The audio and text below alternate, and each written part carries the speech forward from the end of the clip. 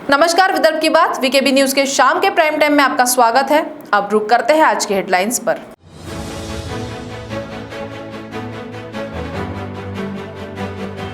महाराष्ट्र में 10वीं माध्यमिक बोर्ड के नतीजे होंगे 16 जुलाई को घोषित। शिक्षा मंत्री वर्षा गायकवाड़ ने दी जानकारी।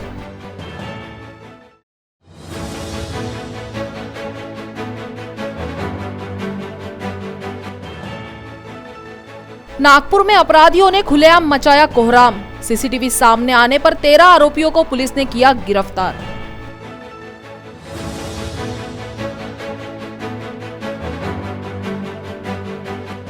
और आधार कार्ड बना अमन के लिए वरदान, 9 साल बाद मिला अपने सगे मां बाप से।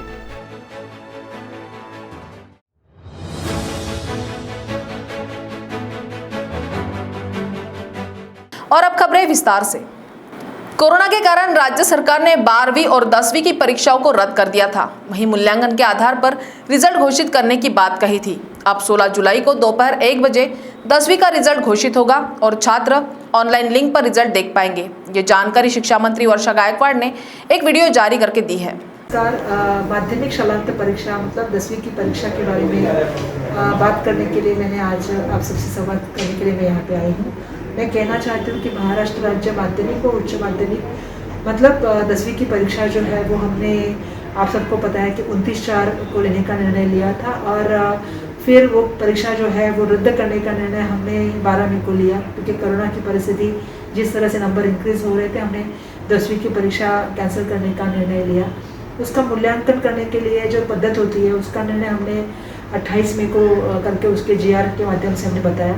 उसके लगने वाला शिक्षकों का वेबिनार प्रशिक्षण का कार्यक्रम भी जो है वो 23 जून से शुरू हो गया था और हर किसी को हमने कहा था कि आप जो बच्चों का जो मूल्यांकन करना है या मार्क देना है उसकी जो पद्धति है उस अनुसार आप कंप्यूटर में वो मार्क दे दें और रिजल्ट बच्चों का जो है वो उनके पास जल्द से जल्द पहुँचे। तो मैं आज ये माध्यम से आप सबसे कहना चाहती हूँ कि 10वीं का जो रिज़ल्ट है वो कल 16 जुलाई को जो है वो दोपहर को 1 बजे जो है वो लगने वाला है और उसके लगने वाली जो लिंक है वो हम आपको बाद में भेजेंगे जिस लिंक पे वो आएगा। लेकिन आज मैं आपसे ये कहना चाहती हूँ कि कल आपका 10वीं का निकाल है दोपहर को 1 बजे। तो मैं आप सबको बहुत सारी इसके लिए शुभकामनाएं दूंगी।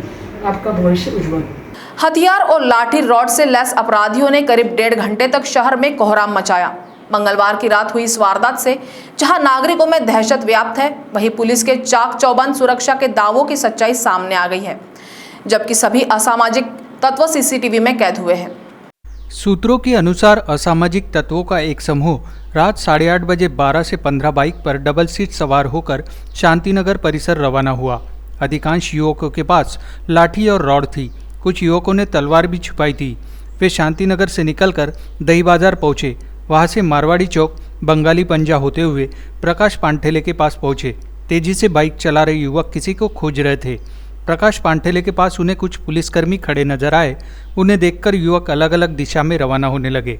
कुछ ही दूर से वह यू टर्न होकर राउत चौक पहुंचे। वहां से मस्का सात और दही बाजार पुलिया के मार्ग से शांतिनगर में लौट गए, जिसके बाद सीसीटीवी से उनकी खोजबीन आरंभ की गई। शहर में लॉकडाउन चल रहा है, पुलिस लॉकडाउन पर तैनात है। ऐसे में 1.5 घंटे तक घूमने के बावजूद असामाजिक तत्वों का पकड़ा नहीं जाना बेहद चिंताजनक है।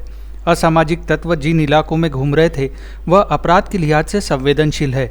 ये सीसीटीवी में भी कैद हुए हैं। इसके आधार पर पुलिस उनका पता लगा रही है। इसी बीच घटना का पता चलने पर पुलिस हरकत में आई। उसे पाचपावली के शुभम नामक युवक के घर पर हमला करने के इरादे से आने की जानकारी हाथ लगी, जिसके बाद पुलिस को युवक वहां भी नहीं मिले, जिसके कारण पुलिस विभाग के हाथ पांव फूल गए, जिनका एक सीसीटीवी वीडियो वायरल हुआ है, जिसके आधार पर पुलिस खोजबीन कर रही है। वहीं पांचपावली की इस कोहराम की घटना पर पुलिस अधिकारियों ने अपनी चुप्पी तोड़ते हुए कुछ जानकारी दी है। आइए जानते हैं पुलिस अधिकारियों की इस जानकारी के बारे में। दिनांक 13/7/2021 को मंगलवार को रात तकरीबन 8:30 बजे के करीब फिरियादी पंडरी हिराजी खापेकर उम्र 44 साल रहना तांडापेट, ये उनके घर के सामने उनकी गाड़ी पार्क कर रहे थे। उतने में एक 15 से 20 युवक जो है वो अपनी गाड़ी पे कुछ लोग तलवार लेके कुछ लोहे के रॉड लेके उनके पास आए और उन्होंने उनसे कहा कि कहाँ है शुभम पंडरी, हम उसको मारने आए हैं, ऐसा बोल के उसको गाली गलौज करने लगी। तब उन्होंने बताया कि मेरा बेटा घर में नहीं है तो उनको गाली गलौज करके वो वहाँ से निकल गए। हमको जैसे ही जानकारी मिली हमने तुरंत पुलिस स्टाफ भेजा और शुभम पंडरी जो था वो पुलिस स्टेशन में हाजिरी देने आया था। वो बॉडी ऑफेंडर है पाचपौली पुलिस स्टेशन में, उसके ऊपर बॉडी ऑफेंस के कुछ अपराध दर्ज है। तो वो पुलिस स्टेशन में हाजिरी देने आया था। इसकी वजह से बहुत बड़ी दुर्घटना टल गई।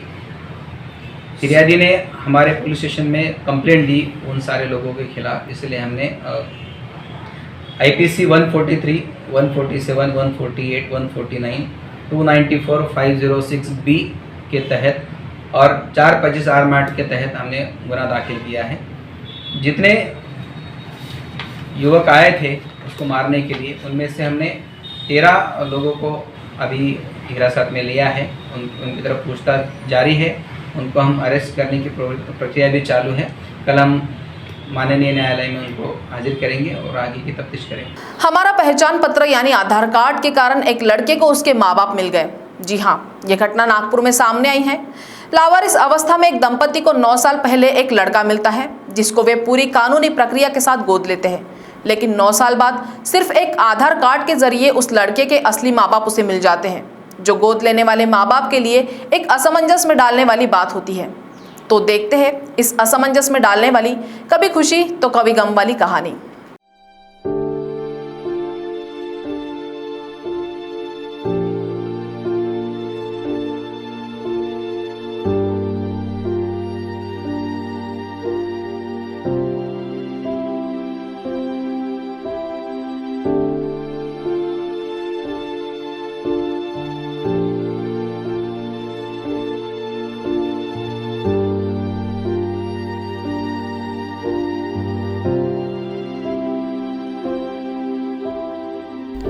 आंखों से आंसू छलक रहे हैं क्योंकि अमन को उसके जन्म देने वाले माँ बाप मिल चुके हैं। आंखों से आंसू इसलिए छलक रहे हैं क्योंकि 9 साल तक जिसे पाला पोसा अब वो लड़का छोड़कर जा रहा है। आंखों से आंसू इसलिए भी छलक रहे हैं, अब अमन की कमी दामले परिवार में कौन पूरी करेगा। जी हाँ, नागपुर के नवा नकाशा परिसर में रहने वाले दामले परिवार के सदस्यों की ऐसे ही कुछ हालात थे जब उनके गोद लिए हुए बेटे अमन के माँ बाप मिलने की जानकारी उनके हाथ लगी, और वो भी तब जब अमन इनके परिवार का पूरे 9 साल का हिस्सा बन चुका था। दामले परिवार ने जब अमन को आधार कार्ड निकालने आधार कार्ड केंद्र पर लेकर गए, तब अमन का पूरा नाम अमन ना होकर मोहम्मद आमिर होने की जानकारी सामने आई, जो जबलपुर निवासी होने की बात भी आधार कार्ड केंद्र से पता चली। असं होता सर, हा मुलगा अनाथ होता। ज्यावेळेस नागपूरला सापडला त्यावेळेस हा अनाथ होता आणि पाटणकडच्या स्थित बालगृहात होता तो त्या ठिकाणी। त्याच्यानंतर तो माझ्या संस्थेमध्ये आला। माझी पण संस्था आहे अनाथ मुलांची। तर काही कारणास्तव संस्था बंद झाल्यामुळे मी ह्या मुलाला लीगली त्याला मी दत्तक घेतलो। तर तो आजपर्यंत म्हणजे आज 19 वर्षाचा झाला, त्यावेळेस तो 8 वर्षाचा होता सर। आज 19 वर्षाचा झाला। त्याच्यानंतर मला याचे आधार कार्डची मला गरज भासली। गरज भासल्यानंतर मी सेंटरला गेलो, आधार सेंटरला। त्या ठिकाणी मला मराठे साहेब भेटले। त्यांनी मला चांगले प्रयत्न करून याचे आधार कार्ड काढून दिला। आधार कार्ड निघाल्यानंतर मला माहिती असं पडलं की यांचे वडील जबलपूरचे आहेत आणि हा एक मुस्लिम पोरगा आहे। त्याच्याबद्दल शंका नाही, तो मुस्लिम राव कोणीच राव, पण एक इतकी खुशी वाटली आम्हाला की त्याचा एक परिवार मिळाला। त्यांच्यानंतर मग आम्ही त्यांना कॉन्टॅक्ट केले। कॉन्टॅक्ट केल्यानंतर ते पर्सनली सर इथं आले नागपूरला आल्यानंतर ते बोलले की आम्ही घेऊन जातो मुलाला, पण तो थोडंसं त्या मनस्थितीत नव्हता। त्यांनी म्हटलं मी तुम्हाला ओळखत नाही। मग 2 दिवसानंतर त्याला स्ट्राईक झाला की पप्पा तिथं माझे पप्पा होते। ती भावना आहे की तो लहानपणापासून माझ्याजवळ राहिला आहे। 8 वर्षापासून मला एक मुलगा एक मुलगी आहे आणि हा माझा 3रा बाळ म्हणून। तर आज माहीत पडल्यानंतर तो त्याला देण्यात येत आहे त्यांच्या आईवडिलांकरता, तर खूप दुःख होत आहे त्यावेळेस मला। परंतु एक खुशी पण आहे की त्याचे रिअल आईवडील आहेत आणि ते देणं आहेच, भाग पडला आहे। 9 साल पहले दामले परिवार ने अमन को गोद लिया था। इसके पहले वो लावारिस अवस्था में पुलिस विभाग को मिला था, जिसे बाल सुधार गृह भेज दिया गया था। लेकिन दामले परिवार ने उसे कानूनी प्रक्रिया पूरी कर गोद लिया और 9 साल तक अपने बच्चे की तरह पालने पर आज मात्र आधार कार्ड के जरिए अमन के असली माँ बाप का पता चल पाया, जिससे दामले परिवार को खुशी तो हुई, लेकिन अमन को इतने साल पालने पर बिछड़ने का गम भी था, जिसके कारण उनके आंसू छलक पड़े।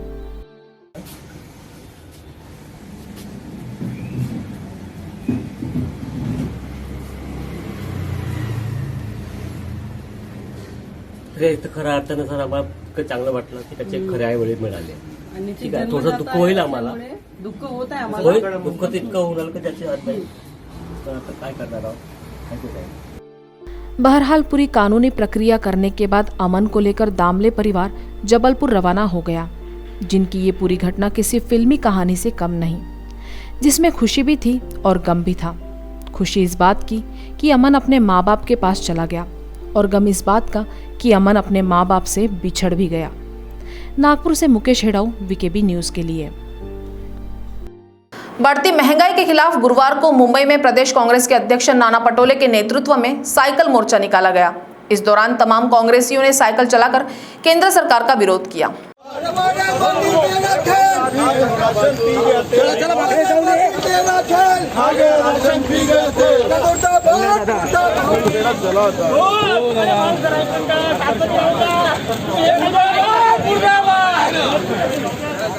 ईंधन दर वृद्धि के खिलाफ प्रदेश कांग्रेस के अध्यक्ष नाना पटोले के नेतृत्व में साइकिल मोर्चा निकाला गया।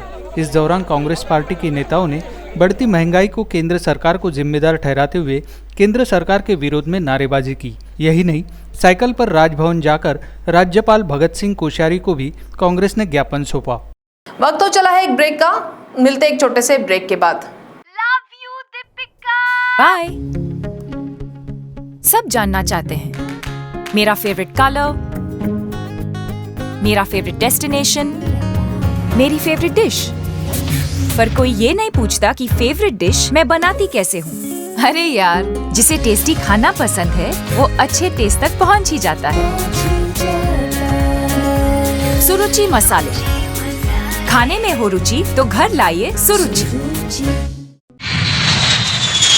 अपने सपनों की उड़ान भरने की इच्छा तो हर किसी की होती है, पर पंख भी तो मजबूत होने चाहिए, जो देता है flywheel aviation academy. Flywheel aviation academy एक ऐसा इंस्टीट्यूट है जहां पर एयरलाइंस एंड एयरपोर्ट हॉस्पिटैलिटी और टूरिज्म मैनेजमेंट, साथ ही यहां campus interview, guidance by industry expert, practical training at airport, expert faculty, personal grooming जैसे कई सारे बेनिफिट्स आप पा सकते हैं। Flywheel aviation academy, 1 degree, 3 job opportunities. Flywheel Aviation Academy gives you a degree or diploma with a job. Flywheel Aviation Academy, 365 Gandhinagar, LAD College Square, beside Karnataka bank Nagpur.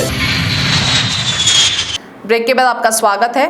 Dhantoli police station के अंतर्गत आने वाले central jail में दोस्त से मारपीट का बदला लेने के लिए 2 गुटों में जमकर लड़ाई हुई। घटना में 3 कैदी बुरी तरह जख्मी हो गए। पुलिस ने 6 कैदियों को आरोपी बनाया है, जिनके नाम सौरभ राजू तायवाड़े, मोनू मनोज समुद्रे, अमीर जहीर पटेल, शेख रिजवान शेख मुजीब, प्रज्वल विशाल शेंडे और संतोष अच्छेलाल गोंड बताए गए हैं। इससे पहले भी जेल में गैंगवार की घटना हो चुकी है। इस घटना के बाद एक बार फिर जेल की व्यवस्था को लेकर सवाल खड़े हो गए हैं। घटना जेल के बैरक नंबर 5 के पास हुई। प्राप्त जानकारी के अनुसार सौरभ, मोनू, अमीर व रिजवान ये चारों पाचपावली थाने में मोका के आरोपी है, जबकि प्रज्वल व संतोष पर मानकापुर और MIDC थाने में हत्या का मामला दर्ज है।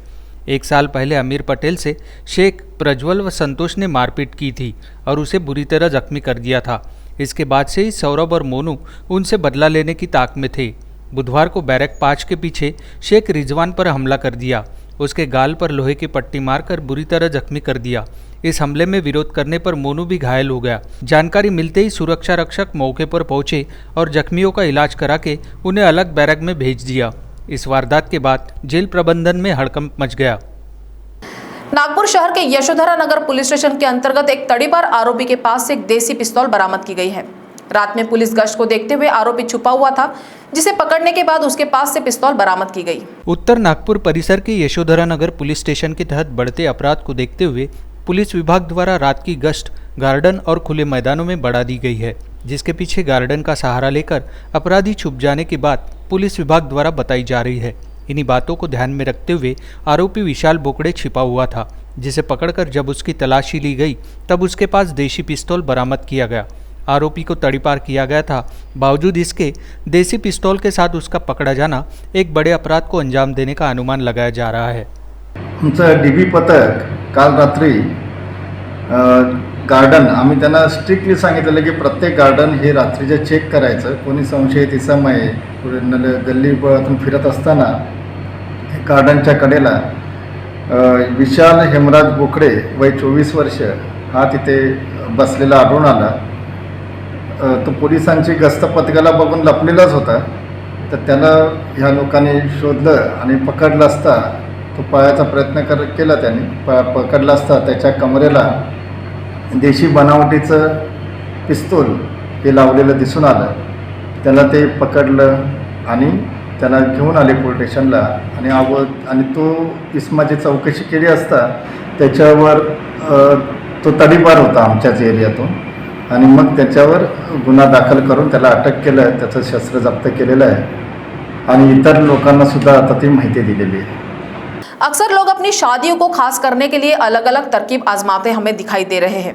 ऐसे ही एक नई तरकीब महाराष्ट्र के पिपरी चिंचवड स्थित भोसरी की रहने वाली शुभांगी शांताराम जारांडे ने आजमाने की कोशिश की, लेकिन शुभांगी को ये वीडियो शूट करना महंगा पड़ गया और मामला सीधा पुलिस स्टेशन जा पहुंचा। पिछले कुछ सालों से दुल्हन हो या दूल्हा, इनमें शादी कुछ अलग अंदाज में करने का क्रेज लगातार चढ़ता दिखाई दे रहा है। कभी बुलेट पर बैठकर दुल्हन शादी में मंडप में आती है, तो कभी ट्रैक्टर चलाते हुए, तो कभी डांस करते हुए। लेकिन एक दुल्हन कार की बोनट पर बैठकर अपनी शादी में गई। कुछ इसी की तर्ज पर पुणे के भोसरी इलाके में रहने वाली एक दुल्हन ने एसयूवी कार की बोनट पर बैठकर खुद की शादी की बारात निकाली। पुणे के पास डीए घाट से जा रहे एक व्यक्ति ने इसका वीडियो बनाया और इसे वायरल कर दिया। पुणे के पास सासवड़ जाते हुए दिवे घाट से एक स्कॉर्पियो एसयूवी जा रही थी, लेकिन इस स्कॉर्पियो के बोनट पर एक सजी धजी दुल्हन बैठी दिखाई दे रही थी। गाड़ी के आगे मोटरसाइकिल पर फोटोग्राफर दुल्हन की वीडियो शूटिंग कर रहा था, लेकिन यह मंजर बाकी लोगों के लिए खतरनाक हो सकता था। इस शादी में बाराती कोरोना महामारी से बेखौफ होकर बिना मास्क दिखाई दिए। पुणे के लोनी कालभोर पुलिस के हाथों जब यह वायरल वीडियो आया, तब पुलिस की ओर से गाड़ी की नंबर प्लेट से मालिक का पता लगाया गया। फिर पुलिस सीधे वहां पहुंची जहां शादी की रस्म निभाई जा रही थी। सभी शादी में मग्न थे, तब पुलिस ने किसी को परेशान नहीं किया, लेकिन पुलिस ने शादी हो जाने के बाद 4 लोगों के खिलाफ मामला दर्ज करते हुए वीडियोग्राफी में इस्तेमाल किया जा रहा कैमरा भी जब्त कर लिया।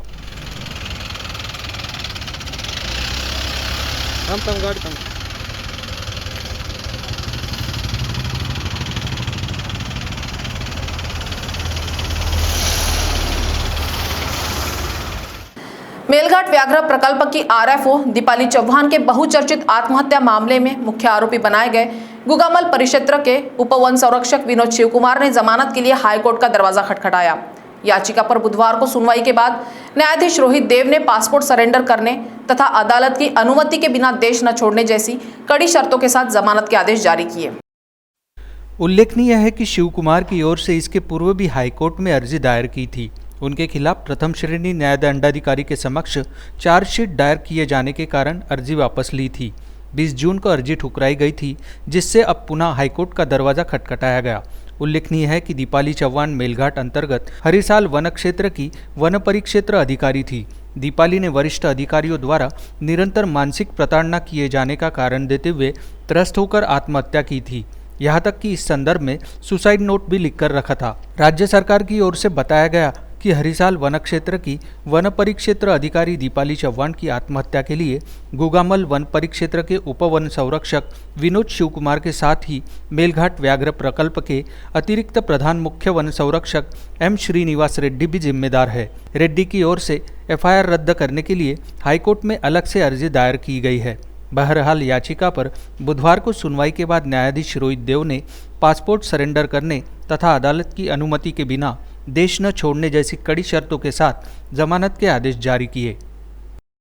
तो शाम के प्राइम टाइम न्यूज में अभी इतना ही। आपसे फिर मुलाकात होगी, तब तक बने रहिए वीकेबी न्यूज के साथ। नमस्कार।